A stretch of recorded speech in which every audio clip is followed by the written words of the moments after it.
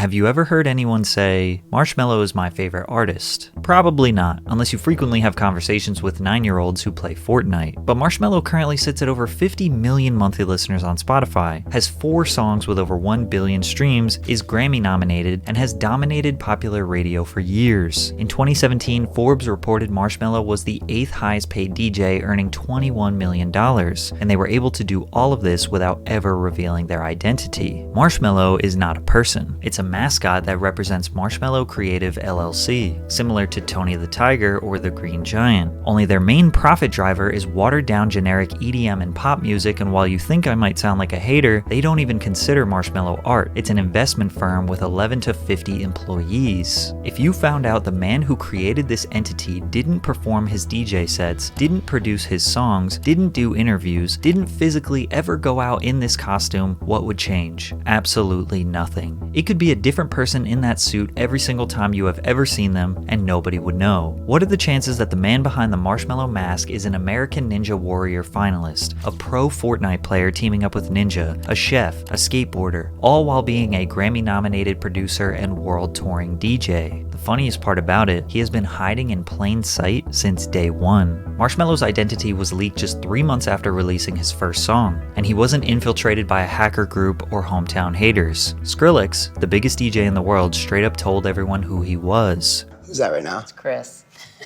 Oh, Marshmello. Marshmello, speaking of new talent. Really? This kid is making great music.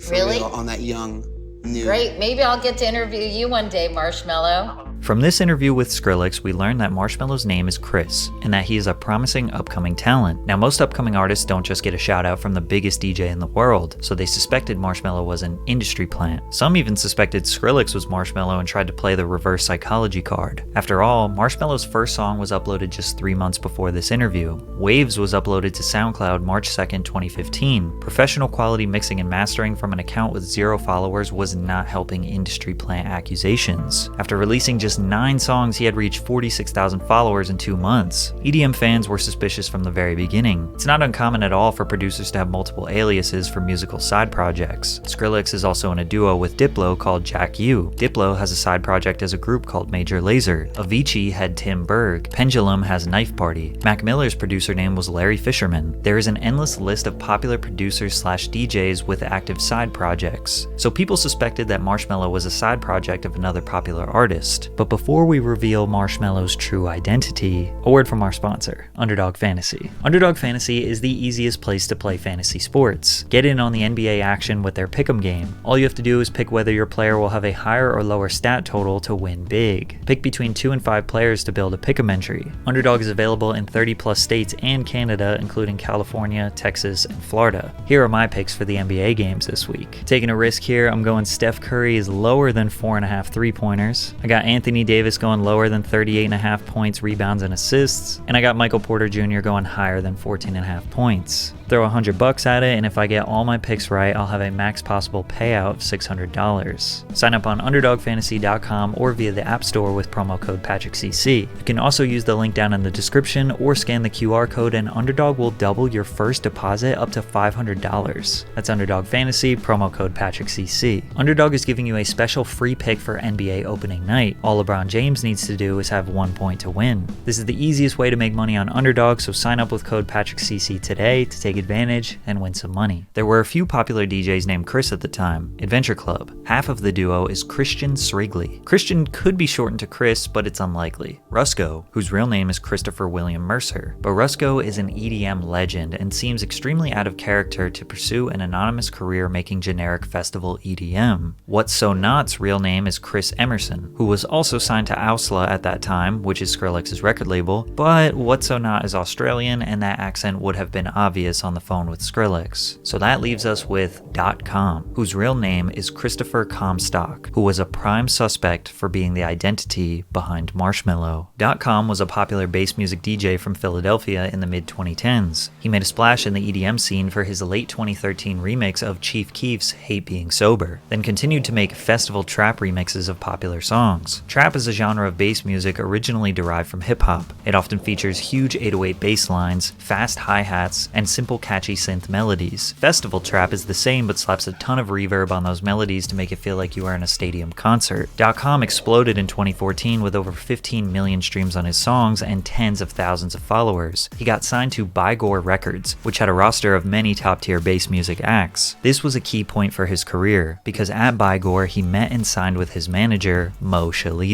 Mo is arguably the mastermind behind Marshmello, because despite Dotcom getting tons of streams and followers on SoundCloud, he wasn't interesting enough from a marketing perspective. All of Dotcom's biggest songs were remixes, not original creations. The name Dotcom didn't have any creative branding or uniqueness around it, and he looked like just any other DJ. Since he was playing a lot of festival trap in small clubs with a bunch of dubstep fans, when he hit the stage people would take a bathroom break or get a drink at the bar. He plateaued, and Mo came up with a plan. They tried to assess the problem with EDM. It was flooded with a bunch of egotistical DJs who partied hard, created an image of coolness, and made music to satisfy whatever trend is happening in the clubs. Most of the fans were 18 plus because many of the concerts had age restrictions. They wanted to create a brand that was positive, kid-friendly, and most importantly, anonymous. Marshmello was created as a side project for Chris to express himself through a new style of music. All songs were original productions that blurred the lines between festival trap and future bass. The songs were light, uplifting, and emotional, to go along with his brand of positivity. Mo got all of his other artists to repost and support Marshmello's music on SoundCloud. Mo says that Skrillex reached out to him asking who Marshmello was early on, which is possible. Skrillex still to this day shows love to smaller artists and has always scoured the internet looking for new talent. It's also likely that Mo sent Marshmello's music to Diplo since Mo managed an artist called Jaws who was signed to Diplo's label, and then Diplo put Skrillex on. Skrillex reposted Mello's track called Find Me on April 5th, 1 month after Mello started releasing music. Then Skrillex gave Mello the biggest opportunity of his 1-month career, to produce the official remix for Jack U and Justin Bieber's song, Where Are You Now? This song had everyone in the scene wondering, how did Marshmello get so famous so fast? But Mo and Chris had a problem. They didn't know how to hide Marshmello's physical identity. How were they going to do shows? Of course they considered a helmet because two of the most iconic EDM brands, Daft Punk and Deadmau5, sported a helmet during their performances. So Mo reached out to a friend who could make them a prototype. The helmet was a yoga mat wrapped in a circle with the eyes cut out, and a dollar store LED light on the inside. This was revealed during the trailer for the Hard Day of the Dead 2015 festival. But while on set, Mo took a picture of Mello and pretended to leak it to Billboard anonymously. The next day, mystery producer Marshmello reveals first ever photo ahead of Halloween Live debut. Mo negotiated Mello's first live performance and appearance in this trailer for a whopping $30,000, 5 or 6 times more than what Dotcom was being paid for a show. His debut was as an opening act for Skrillex's Peer of Fear Halloween show, but the more memorable set was at Hard Summer, with his intro leaning into the mystique. A lot of people are thinking maybe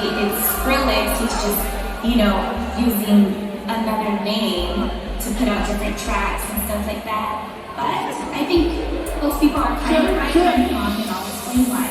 I don't know, it's been bothering me, it's been killing me. I am dying to know who Marshmello really is. From there, the takeover began, starting with a USA tour, then a massive international tour all over Australia, China, Spain. His debut album Joy Time went #1 on iTunes' top electronic albums the day of its release. He dominated social media with captions his fans enjoyed like Diplo trying to distract me with pictures of naked marshmallows, or with marketing stunts from Mo like purchasing a billboard outside of Coachella that read, "I'm working hard now so my future daughter doesn't have to sell detox tea on her social media." Detox tea was a popular trend on social media as a quick fix weight loss product, mostly promoted by female influencers. They claim this billboard went viral and had many people asking who Marshmello was, but I found no evidence of that. Marshmello ascended through the EDM ranks, headlining a world tour less than a year after releasing his first song. That's the power of the helmet and the Skrillex cosign. His track Alone would be a defining moment for Mello, as it was his first bona fide original hit, sitting at over 2.4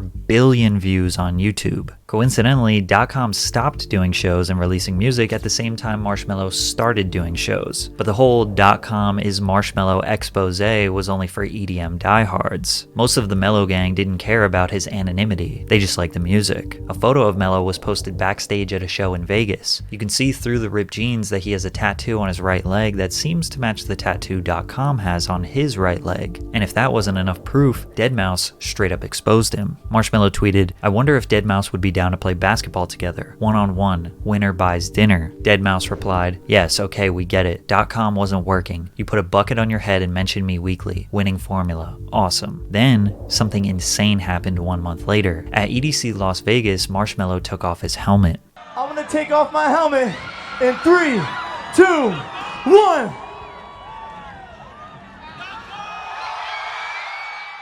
Social media exploded thinking that Marshmello is in fact another iconic DJ, Tiesto. This was a major news story that made headlines outside of the EDM community. Deadmau5 chimed in. Okay, so the biggest news item from EDC is some piece of shit taking off a helmet to reveal another piece of shit. Hey, it's your money. Mello replied, winning formula for relevance. Talk shit on Marshmello once a week. You should add Kotex maxi pads to your rider. This would be an ongoing buckethead beef for many years. Eventually, people realized that the Tiesto face reveal was just a prank, but they did begin to question the plausibility of Marshmello being more than one person. More specifically, is he the one actually making the music? And this video may have exposed him. In a YouTube video posted by Creator Arcade, Marshmello is seen giving a tutorial on how he makes music. First of all, his voice is heavily manipulated. For those of you who might be new to music production, I want to make sure that we take care of a few of the essentials. Our first task will be to change our tempo. We know how he actually sounds because he speaks on the mic at his concerts, but he never spoke during interviews at this point in his career. His tutorial feels more like he is reading off a script. For example, I did add some more audio effects to this sound to help it stick out a little bit more. The first effect I added is called OTT. This can be found in the multiband dynamics category. Now compare that to another producer giving a tutorial on the same page. It like brings out the overtones and like the harmonics of it.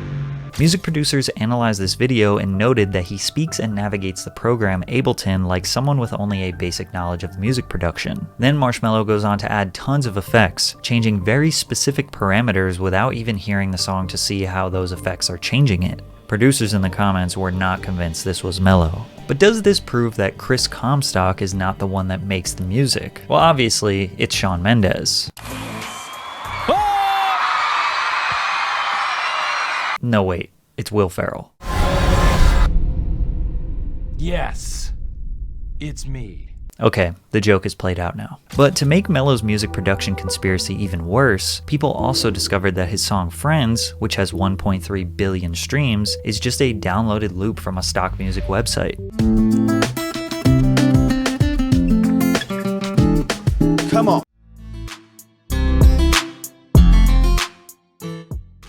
Now this doesn't necessarily prove that Chris isn't the one producing the music, and while some people scold him for being uncreative and unoriginal, others just look at this as being resourceful. If there's a website, which in this case was Splice, that could help you speed up your workflow, why not use it? This song peaked at number 11 on the Billboard Hot 100. In fact, from 2017 to 2021, Mello had at least one song consistently on the Billboard Hot 100. Wolves with Selena Gomez hit number 20, Silence with Khalid number 30, and Happier with Bastille peaked all the way at number 2.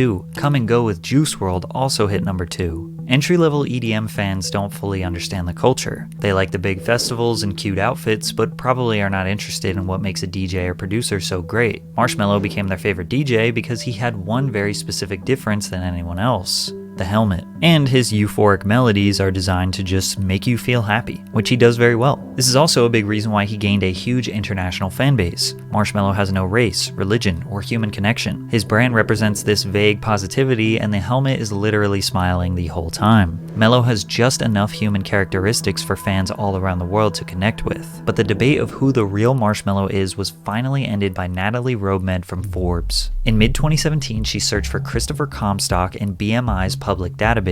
This showed that Comstock is registered as a songwriter and performer for various Marshmello songs. BMI is a performing rights organization that collects performance royalties whenever their members' songs are played publicly on TV, digital streaming platforms, the radio, live venues, restaurants, shops, wherever music gets played. Every song is attached to an artist's legal name. Katherine Hudson is the legal songwriter of Katy Perry's music. Dwayne Carter is the legal songwriter of Lil Wayne's music. When Natalie made this discovery, she emailed Mello Marshmello's legal team asking to confirm Chris is Mello. And just 12 hours after she sent the email, Comstock had been wiped from BMI's website. Searching for Comstock as a songwriter rendered 0 results. Unless you believe he has a ghost producer, Christopher Comstock is producing Marshmello's music. However, there is one very obvious time Chris Comstock was not the man in the costume, and that was when Marshmello absolutely dominated the American Ninja Warrior course with ease. During stage 1 of the 2018 American Ninja Warrior finals, 97 contestants attempted and only 30 made it. Marshmello randomly pulls up when he has never entered the contest in history, never shown any type of athletic capabilities besides standing on a DJ booth,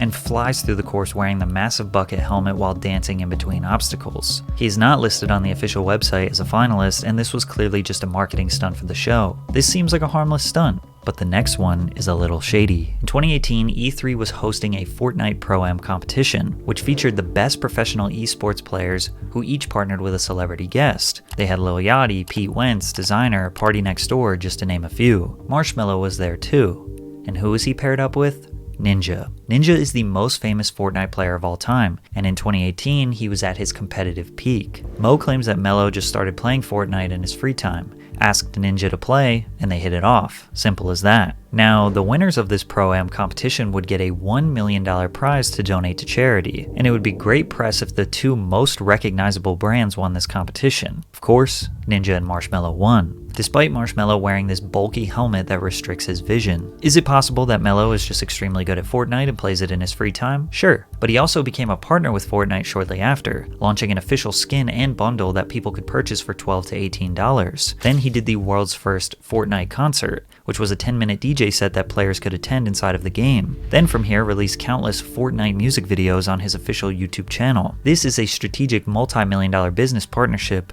and it just seems incredibly convenient that this started by Mello being partnered with the best player in the world with 1.7 million people watching live and winning the competition. Mello earned a staggering $44 million in 2017 and 2018, not even 2 years after abandoning the Dotcom brand. By 2020, he was worth $56 million and became an equity partner in the Stuffed Puffs Marshmello snack brand. Marshmello is not a person, it's a corporate identity that happens to make music. These days, Chris hides in plain sight. You can see his personal Instagram account where he is hanging out with Mo, 808 Mafia, Jaws, all the biggest DJs in the world. Chris gets to reap all the rewards of a multi-million-dollar empire but takes off the helmet and nobody would recognize him on the street. He never officially admitted that he was Marshmello because he knows that nobody really cares. EDM is about the entire culture, not parasocial relationships with the DJ and producer. Probably because EDM is not reliant on vocals. People connect with words, lyrics, and they develop a relationship with the artist they feel like is speaking to them. But dance music is just about the rhythm. Way less fans develop that deep personal connection to an EDM artist. So for Marshmello, it does not matter who is producing the music. It does not matter who is under that helmet. What they are making is not art. It's a product. And as long as they keep releasing that product that makes people dance, Marshmello could be DJing for the next 100 years.